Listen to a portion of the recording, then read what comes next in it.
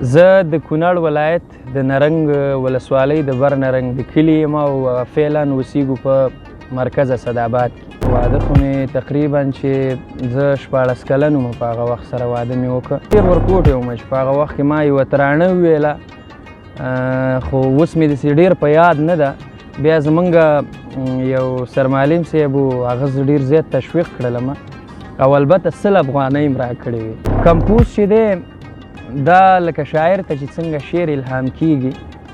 دغسې کمپوز هم د الهام په شکل باندې. پیر محمد کاروان صاحب غزل تیږي تیږي خلک دی خدای پکې غمی دی، دا سړی چې مینه کوي دا سړی دی. په خوست کې په مشاعره کې چې هغه مخامخ راته ناست و او دا غزل ورله ما زمزمه کوو نو یو خو د هغه دادم داسې و چې بیخي هغه خو نو یو څوک دی او بیا مخامخ د هغه شعر ما هغه ته زمزمه کوو. زه په دې کلیوالي ژوند باندې مین یم، ډېر مې خوښېږي. په خپل هم ساده یم که نه کلیوال یم. یکلی د ټول په سر ولاړ دی جانانه بخته د سوچونو وړی یمه وړکیه د زړه تکیه دې وشه زما تکیا په بل سړي وشوه میانه. فقط د موره یو یم، باور په خدای وکړه چې په ملګرو باندې ژوندي یو، په ملګرو باندې آباد یو، په ملګرو ښاد یو نو له ژونده خو حتما راضي یو په دې حال شو. بس که د خدای په خاطر نورې دا نشې مه کوه له سرنه ښکته کړه بچي ته یې وي ابۍ لوپټه لا دل ما نه هیره نه دا لیونۍ لوپټه. پلار او مور دواړه مې وفات شوي دي، البته 2 میندې او پلار مې وفات شوی دی.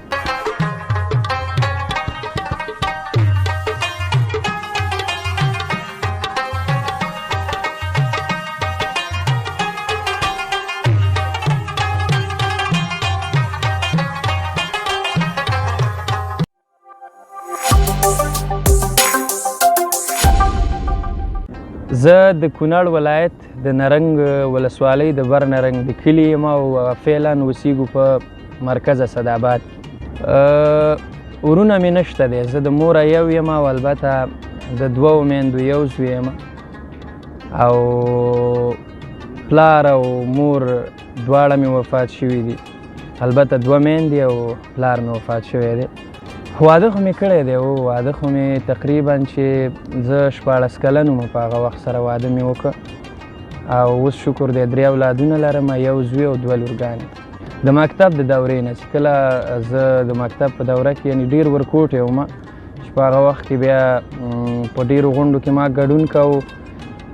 چې مثلا په ترانې به م ویلې، په مدرسه کې وم هغه وخت کې به م نعتونه ویل نو له هغه وخت نه را په دې خوا لګیا یو تر دغه وخته نو هغه خپل ذوق هم خړوبوو او څوک چې د غږ سره مینه لري د هغوی هم یو څه اندازه ذوق چې دی هغه ورخړوبو. سیملي چې ورته وی او تابور مونږ خو ورته په کلي کې تابور وی او د لین سر چې کله سار کې یا ماشومان کله مکتب ته راشي که نه او یو لین ودرې ډېره خوندوره صحنه مي بیا څوک ماشومان پکې تلاوت وکړي، نور پکې ترانې ووایي، یو څوک پکې یو موضوع یې راوړي هغه پکې وړاندې کړي. نو ما زه ډېر ورکوټی وم چې په هغه وخت کې ما یوه ترانه وویله خو اوس مې داسې ډېر په یاد نه ده. بیا زمونږ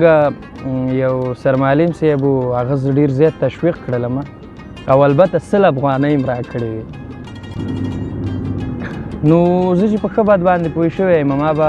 کرن خان ډېر اورېده، د هغه سندرې به مې ډېرې اورېدلې، خوښېدلې مې. البته ترنم خو او د ترنم او موسیقي چې ده ډېر توپیر سره لري نو ما به د هغه سندرې ډېرې اورېدلې. ډېر چې متاثره وم د جاوید امرخیل نه د هغه سندرې مې اورېدلې. د خوښې سندرغاړي مې دي باچاجي دا مې ډېر زیات اورېده. کمپوز چې دی دا لکه شاعر ته چې څنګه شعر الهام کیږي دغسې کمپوز هم د الهام په شکل باندې راځي او بیا نو کله چې زه انتخاب وکړم ډېر کوشش بیا په دې باندې کوم انتخاب هم زما داسې په ډېرو شعرونو کې کوشش د دې کوم ځکه زه چې څومره فکر کوم تر اوسه پورې زما دغه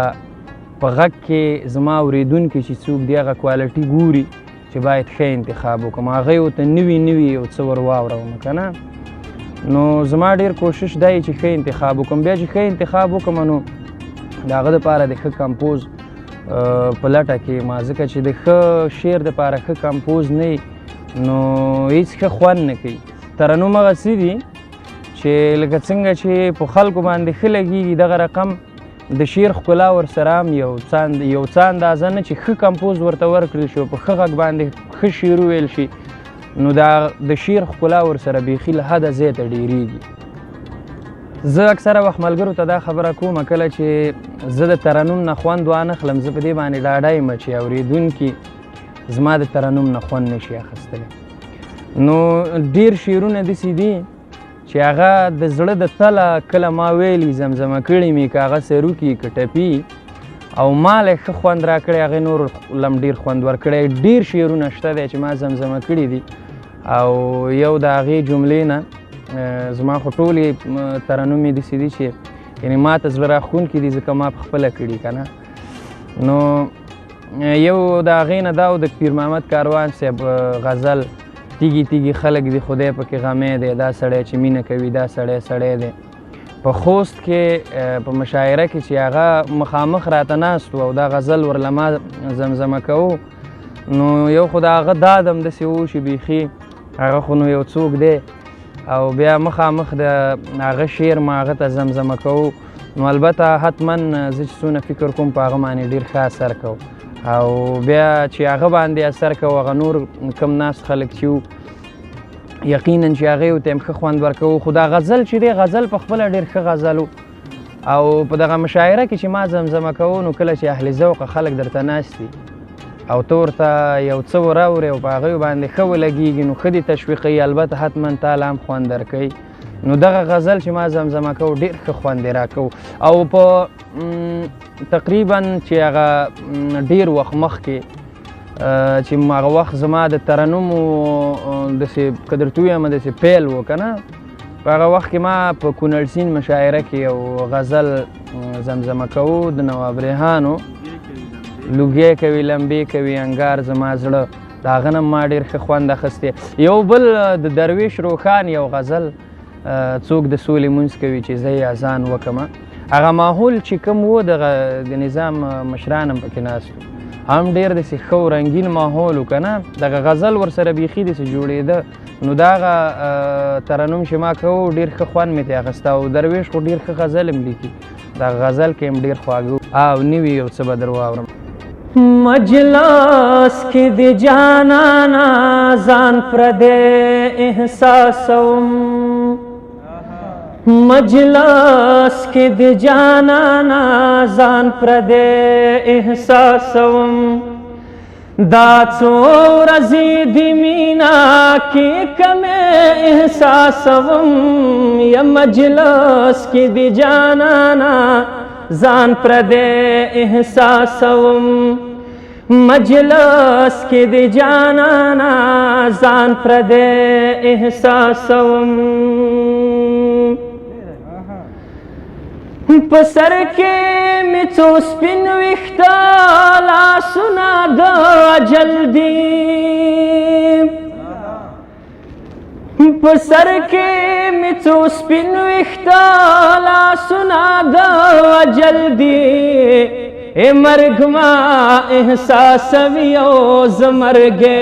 احساسوم مرګ ما احساسوي او زه مرګ احساسوم دا څو ورځې د مینا کې کمې احساسوم مجلس کې د جانانا ځان پردی احساسوم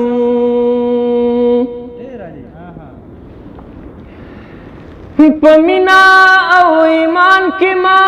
ته فرق کول مشکل دي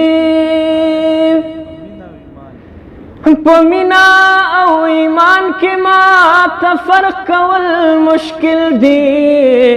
چې ناست یم له ښکلو سره خدای احساسوم چې ناست یم له ښکلو سره خدای احساسوم دا څو ورځې د مینا کې کمې احساسوم مجلس کې د جانانا ځان پردی احساسوم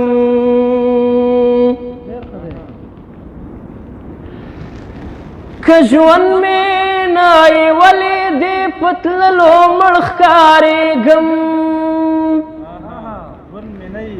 که ژوند مې نایي ولې دې په تللو مړ ښکارېږم چې تا سره یم ولې ځان ژوندی احساسوم چې تا سره یم ولې ځان ژوندی احساسوم دا څو ورځې د مینا کې کمې احساسوم مجلس کې د جانانا ځان پردی احساسوم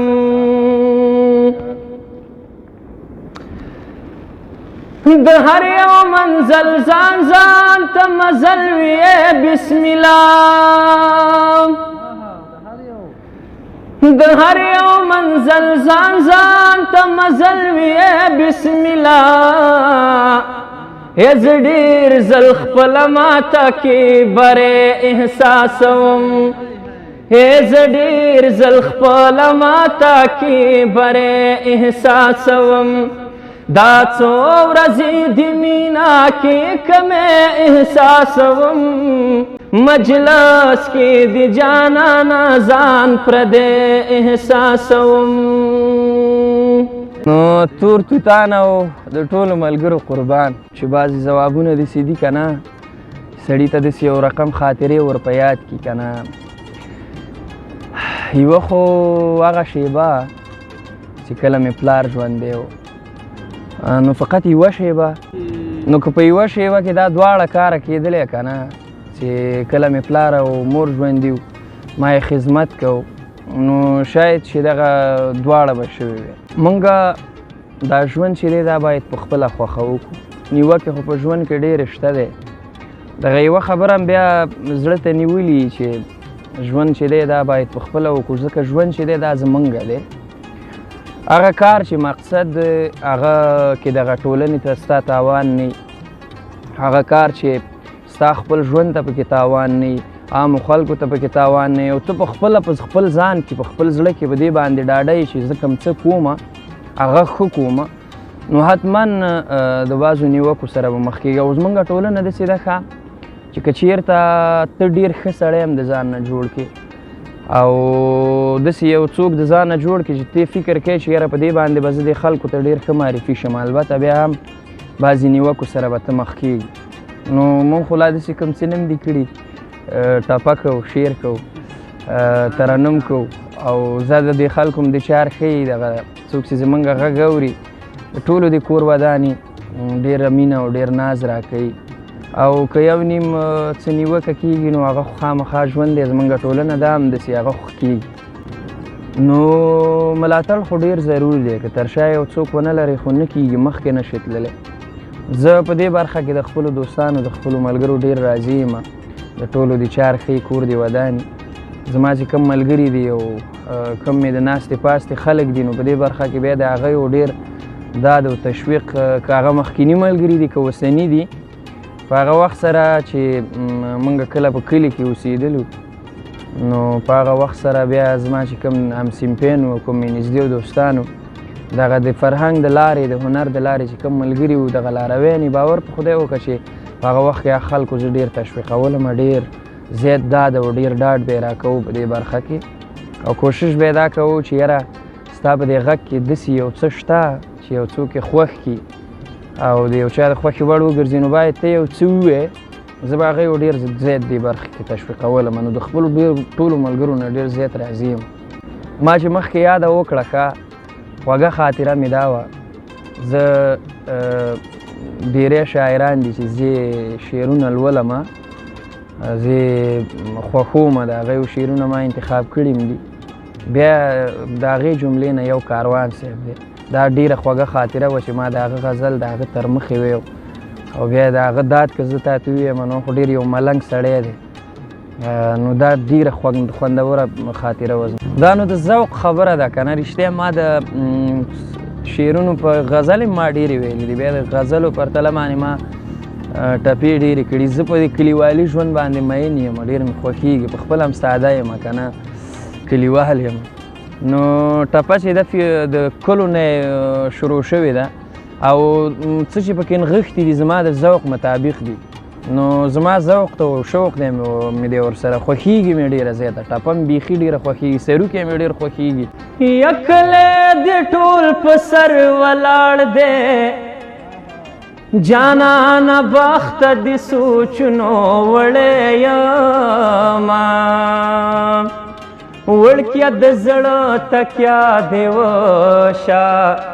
زما تکیا په بل سړي وشوه میانه د ټول ژوندون ارمان به وکم د دې بدرنګ کال به ونکم ارمانونه د بیلتون ډار مې په زړه خاخ دی وړه خبره مې رنګ زیړ وتښتوینه یک راکه وی لاسونه راکه او ګنې د لارې سلام هر سړی کوینه ای پټپا مینه یاره د زړه خبرې په ټپو کې درلېږمه یا خدای به مې بیا د کلي خان کې مدام بنوي د نیستۍ سپېره بادونه زما خرچې به پوره نه کړې په سرکاري تنخوا دې مه کوه نازونه ید ځان دې نه کړم ځواني مرګې هسې د پلار پورې چمچه چمچه کېدمه زما له زړه خبره خدایه چې ته خبرې بل به ولې خبرومه یا خلګۍ به خاورې تاله درکمه یا په ډال دې نشته د مصرۍ تورې وارونه او زه وم سړی ته مې سړی کړې ته چې سړی شوې ورکوې مې له وطنه یا د دسمبر ساړه لګېږي زه په لالي شیندلی ځان راټولومه بیلتون دې ویره راسره کړه د باران ټکه مې زړه سورې کوینه نو نه صبرېږي یاره بېلتا زړه ساره څه وکم نه صبرېږي یاره بېلتا زړه ساره څه وکم رای وستم ستا کوڅې له بیا زړه ساره څه وکم نه صبرېږي یاره بېلتا. خو موږ ترنم کوونکي چې یو داسې کله چې یوازې شو او موقع راته یي زما اکثره وخت ځان ته فکر نه یو شی مې شروع کړي بیا که خوا کې مې څوک نږدې ویه وه که نه په ما خو ښه لګېږي زه خو په خپل غږ باندې مین یم که نه هسې نادیده په دې خبره ښکاره نه شم خو زه یو خبره کوم که نه ما خو مخکې دا یاده وکړله چې زه که د خپل غږ سره مینه ونه لرم او په خپله ترې خوند وانخلم زما اورېدونکي زما د غږ نه خوند نشي اخیستلی نو هغه څه چې په انسان کې نغښتي دي هغه سره باید ډېره علاقه او مینه ولري. الحمدلله د ژوند نه خو ډېر راضي یم په دغه ټولنه کې چې دغه د ترنم د لارې کم قدر او درناوی دا خلک زمونږ کوي. نو مهم چې دی هغه عزت دی که نه. مونږ خو چې هر څه کوو د هغه نه مونږ ته ډېر بهتره چې ښکاري هغه عزت دی. او شهرت چې دی په څو رقمه دی که نه. بیا یوه برخه هغه ده چې هغه ښه شهرت دی چې یو څوک یې ترلاسه کړي د خلکو په زړونو کې ځای ولري. نو د ترنم او دغه غږ د لارې چې زه مشهور شوی یم زه خو ډېر راضي یم. او بیا دغه د خلکو مینه او علاقه چې وګورو نو بیخي له حده زیاته ده والله چې سړي نه ځان ورک شي. نو له ژونده ډېر راضي یم په دې حال شکر الحمدلله ډېر راضي یم. او زه ما به مخکې ډېر ویل که نه چې د موره یو یم اوس یې مې وویم فقط د موره یو یم. باور په خدای وکړه چې په ملګرو باندې ژوندي یو په ملګرو باندې آباد یو په ملګرو ښاد یو. نو له ژونده خو حتما راضي یو په دې حال شکر. ستا پېښورې کمیس او توره کابلی لوپټه لا دل ما نه هېره نه دا لیونۍ لوپټه. ستا پېښورې کمیس او توره کابلی لوپټه لا دل ما نه هېره نه دا لیونۍ لوپټه. ښه پوښتنه وه حیاداره دومره ډېره وه چې ښه پوښتنه وه حیاداره دومره ډېره وه چې د خپلې لور نامه یې ایښې وه جنۍ لوپټه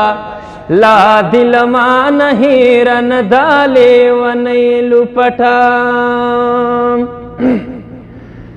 بس که د خدای په خاطر نورې دا نشې مه کوه.